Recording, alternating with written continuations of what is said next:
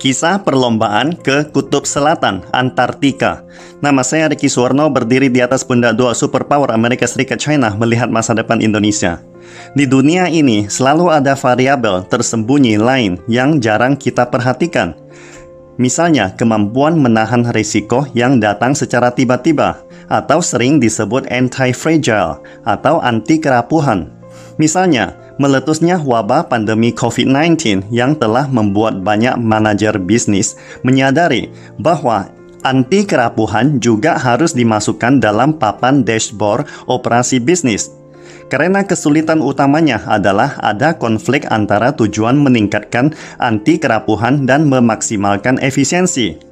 Anti-Fragile, Things That Gain from Disorder, sebuah buku yang sangat terkenal yang ditulis oleh Nassim Nicholas Taleb, yang sekaligus juga penulis best-selling berjudul Black Swan atau Angsa Hitam. Hari ini adalah hari Sabtu weekend, jadi kita akan bercerita dan bertukar pikiran topik yang lebih santai. Beberapa tahun yang lalu ada istilah yang sangat trendy namanya Black Swan, yang mengacu pada ketidakpastian yang tidak dapat diprediksi sebelumnya, tetapi memiliki pengaruh yang signifikan. Pada saat itu, banyak perusahaan mendiskusikan bagaimana menyesuaikan operasi perusahaan untuk menghadapi insiden Black Swan, dan semua orang tampaknya seperti pakar senior. Namun, ketika wabah mahkota baru virus corona super Black Swan ini datang, banyak perusahaan ambruk mengalami kerugian besar, mulai dari penangguhan produksi hingga kebangkrutan. Untuk dapat menangani tingkat ketidakpastian angsa hitam ini, harus diakui memang sangatlah tidak mudah. Lebih dari 100 tahun yang lalu ada sebuah kompetisi perlombaan ke Kutub Selatan Antartika antara penjelajah Inggris bernama Robert Falcon Scott dan penjelajah Norwegia Roald Amundsen. Keduanya bersaing untuk menjadi orang yang pertama mencapai Kutub Selatan di tahun 1911. Anda mungkin pernah mendengar cerita ini. Tetapi hari ini, saya ingin mengulas kembali cerita ini dari sudut pandang buku Anti-Fragile ini. Mari kita lihat situasi pada saat itu. Tim Scott dari Inggris, kaya dan orangnya banyak. Tim ini terdiri dari 17 orang, memiliki perlengkapan yang sangat baik dan canggih, dilengkapi dengan mobil salju dan kuda poni Siberia asli yang sangat kuat. Sedangkan tim Amundsen dari Norwegia hanya memiliki 5 orang, dan satu-satunya alat transportasi mereka adalah anjing Inuit Utara. Kedua tim ini berangkat pada waktu yang hampir bersamaan. Tetapi tahukah Anda tim mana yang akhirnya memenangkan perlombaan ini? Bila kita melihat dari segi peralatan dan jumlah tim, boleh dikatakan tim dari Inggris memiliki kemenangan yang lebih besar. Tetapi hasil akhirnya adalah tim Norwegia mencapai Kutub Selatan lebih duluan, dan bukannya hanya memimpin sedikit, bahkan sebulan jauh lebih awal dari tim Inggris. Wow, how come? Ini bukan hanya kontes tentang kehormatan, tetapi juga kontes antara hidup dan mati. Setelah tim Norwegia mencapai Kutub Selatan, mereka kembali ke base camp tanpa cedera. Dalam perjalanan kembali ke base camp, tim Inggris mulai jatuh satu persatu. Pada akhirnya, tidak ada satupun dari 17 orang dalam kelompok itu kembali ke camp dalam keadaan hidup, termasuk Scott sendiri. Mengapa ada hasil yang sama sekali berbeda? Alasan utama adalah tim Scott mengalami badai salju langka dalam perjalanan kembali, yang menyebabkan seluruh pasukan mengalami kematian. Namun jika Anda meninjau proses persiapan kedua tim ini, Anda akan menemukan bahwa sebenarnya hasilnya sudah ditentukan pada saat keberangkatan. Tahukah Anda mengapa? Perbedaan yang paling penting adalah bahwa kedua tim memberikan perhatian yang sama sekali berbeda pada pemeliharaan redundansi. Yang pertama adalah persiapan perbekalan. Tim Norwegia hanya memiliki 5 orang, tetapi mereka membawa 3 ton perbekalan di jalan, seperti makanan, pakaian, minyak tanah untuk pemanas, dan lain sebagainya. 3 ton perbekalan sangatlah berlimpah untuk 5 orang yang dapat memastikan tim Norwegia dapat bertahan jangka waktu yang lama dalam situasi yang tidak terduga. Sedangkan 17 anggota tim Scott, tahukah Anda berapa banyak perbekalan yang mereka bawa?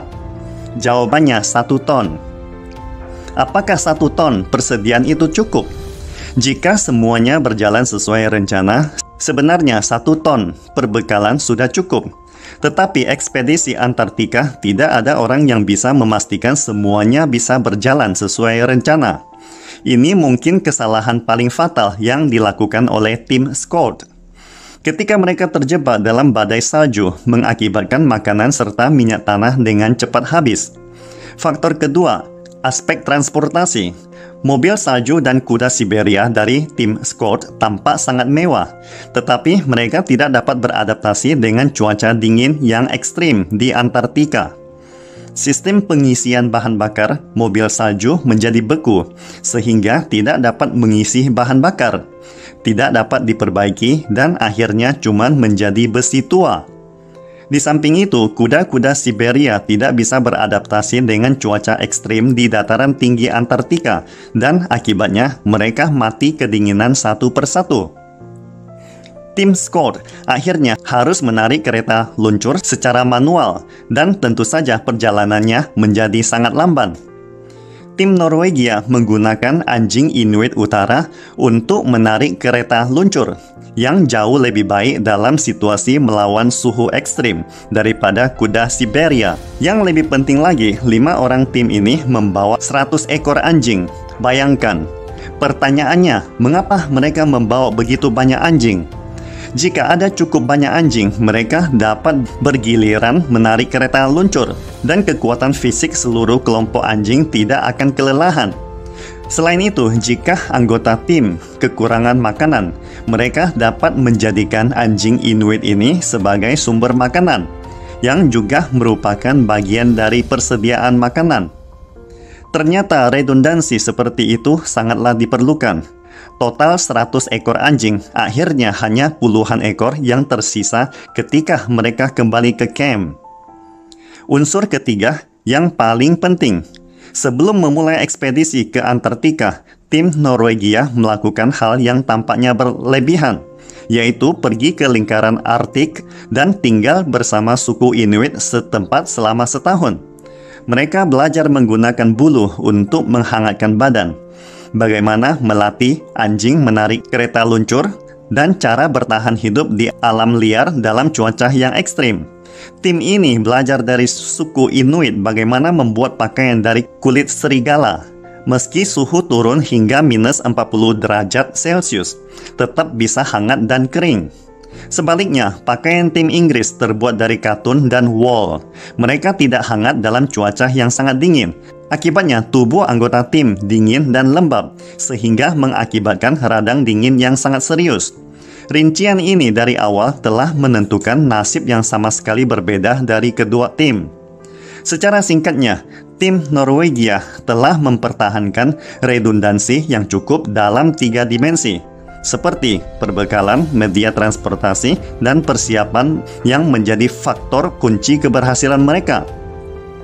Jadi, kesimpulannya, Nassim Nicholas Taleb mengatakan bahwa mempertahankan redundansi adalah kebijaksanaan alam dan cara penting untuk melawan ketidakpastian. Apalagi di era pasca epidemi COVID-19 ini, kita perlu menghidupkan kembali akal sehat ini.